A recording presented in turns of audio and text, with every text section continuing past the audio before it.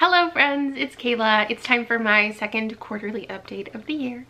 So I'm going to talk about everything that I read. Well, not everything. I'm going to talk about stats related to everything that I read. I read 51 things. I don't know why I panned so far. You can see Liam's Lego down here. 51 things and my favorites. Yeah, that's what we do here. Okay. I may have read significantly more than the first quarter, but I have no more like favorites than the first quarter. I think I ended up with like 8 or 9 5-stars. Let me clarify. I'm reading my stats now and it's actually more, but I wasn't thinking about rereads in my head.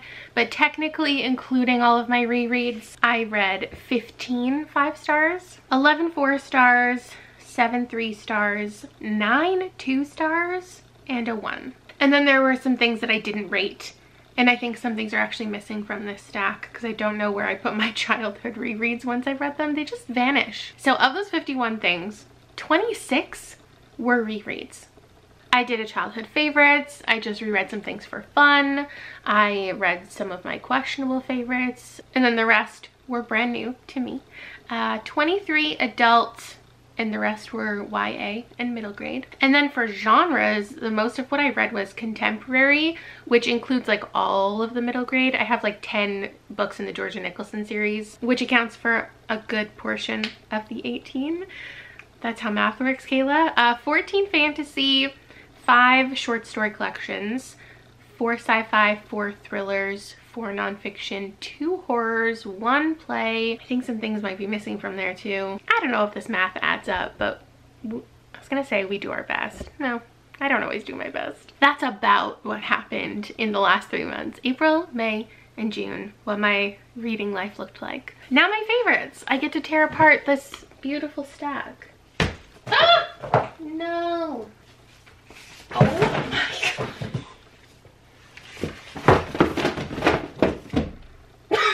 Okay, I'm back. This one wasn't even in the stack, so I'm gonna have to reset up and take this whole picture. I'm so sorry to you. So I'm gonna start with this one, which is A History of My Brief Body by Billy Ray Belcourt. This is a memoir.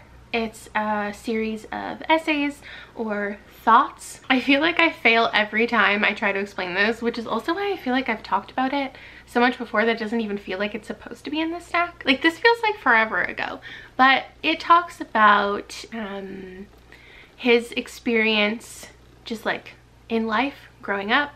It talks about Indigenous communities as a whole. I don't think I've actually ever read the inside here. So it says, it's a profound meditation on memory, gender, anger, shame, and ecstasy, and also the outline of a way forward. Belcourt situates his life experiences within a constellation of seminal queer texts, among which this book is sure to earn its place. I think a big theme of this that I really appreciated was discussions of belonging and loneliness. Some of the stories are beautiful and many of them are heartbreaking and tragic. It's explicit at times, it's funny at times, it's mixes of poetry and unique storytelling. There are some really short thoughts and some really long, intense stories. A theme that I'm realizing through the 5 books that I've picked is that most of them have this pairing between personal stories, but they also are like a metaphor or include a discussion. They reflect like a broader idea. So like it's about his identity. It's also about like culture and Canada's like political history of oppression and genocide. This is my favorite type of nonfiction, that an author is talking about their experience and then also is discussing like a big broader thing. Moving along to an equally uniquely written book. This is Mrs. Death, Mrs. Death by Selena Godin. I read these both in the same video, so I'm sure you've heard me talk about them in tandem a few times now. This follows a character named Mrs. Death and also follows a character named Wolf, who has been hired to write Mrs. Death's story. So it's about this woman and her experience, but the broader story is a commentary on death and humans' interaction with death. And basically, death is personified and witnesses all of the deaths throughout history, including ones that Wolf have impacted Wolf's life. So we're getting Wolf's history and the traumas that they have observed and witnessed, and then we're getting all of these stories of historical deaths, ones we've all heard of, big historical events, celebrities, and then smaller, more intimate experiences with death. What you'll also notice with a lot of the books that I've selected for this is they aren't written in, what's the word? Linear? Like they're a mix. The timeline jumps around a lot. This too is written in a mix of like poetry. It's very lyrical at times, but then also features some more traditionally written text. It was super unique and strange and powerful. Next up, I picked Tinfoil Butterfly by Rachel Eve Moulton, and this also is written in a lot of memories and reflections. At first, we're following this woman who gets abandoned in this small, strange town, runs into this little kid named Earl who's wearing a tinfoil mask, and they're both hiding a lot from each other at the beginning. And the book gets strangely written the further you go into it. It feels very ominous. It feels confusing. You don't know what's real and what's not. And I think a lot of this, the greatness of this is you can interpret things however you want. So if that's the kind of thing that you like to read, I would highly recommend it. But both Emma and Earl have been through a lot in their short lives, and we reflect a lot and see Emma's perspective throughout the book. There's a lot of reveals of her past while she's trying to survive and save Earl from what he's going through. Next up, I have Monkey Beach by Eden Robinson. Again, not linear. A lot of memories are what tells the story in here. We're following a young woman. Her name is Lisa Murray, and she recently had her brother go missing on his fishing boat, and she tells the story of her childhood and her experiences with him throughout these little vignettes. There is some speculative elements in here. While she's looking for Jimmy, there is also conversations about Sasquatch. We're in the Haisla community, and that is in like BC where I live, so it was cool reading somewhere set near me and discussing things like Sasquatch and Haisla lore. Nature, spirits, and human tenderness is what it says. It's about loss and redemption.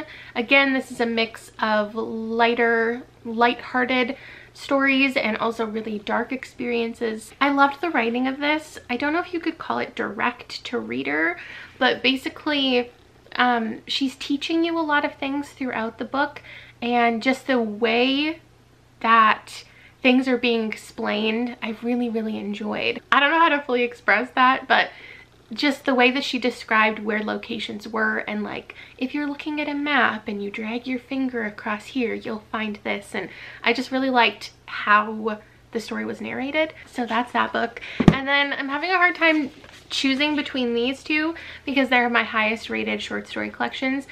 Most short story collections get a 3, sometimes a 4 from me because it's always a mixed bag, but I loved both of these so much that I want to recommend them both.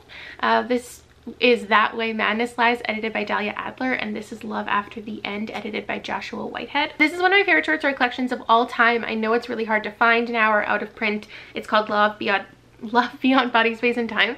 And in a couple of videos where I've spoken about this, I talked about how some of these stories are spin-offs of these ones, and I got asked so many times if you had to read this one first, and I'm so sorry if I gave you that impression because you totally don't. There's no doubt that you'll get more from certain stories, but it is a select few if you read that one first, but this is really strong on its own. And these are stories of two-spirit and indigiqueer speculative fiction. Some of them go so wild, futuristic, and I loved the tone of all of these. The author's note in here is really good and important about like the point of the stories and why it went in a certain direction. And then some of the stories are a little less hard sci-fi, and I enjoyed all of them pretty much equally. And then That Way Madness Lies is a collection of like a lot of my favorite authors writing reimagined Shakespeare, and I really love how this one was put together too. There were little excerpts from the original plays and sonnets, and then each story took a totally different perspective on things. Some of them were true retellings where it was just like the original story, but in a contemporary setting. And some of them were like characters putting on certain plays, and it was directly referencing the Shakespeare that it was inspired by. And this is just overall one of the strongest anthologies that I've ever read. Like the organization of it, the choices in here, the diversity, it was great. So those are my favorites, and that's everything that I read. You can always go back to my wrap-ups if you're new here and you want to hear not like more of my thoughts, because I pretty much just repeat myself with all of these things, but if there's anything here that you wanted me to talk about more, I have in wrap-ups, so I will just go ahead and link my last 3 down below. Thank you very much for watching, and I will see you soon with my mid-year wrap-up, where I talk about all of these things and then more, and my overall favorites. Will they be the same? Who knows? I know, but you don't. Maybe you do. I'll see you soon. Bye!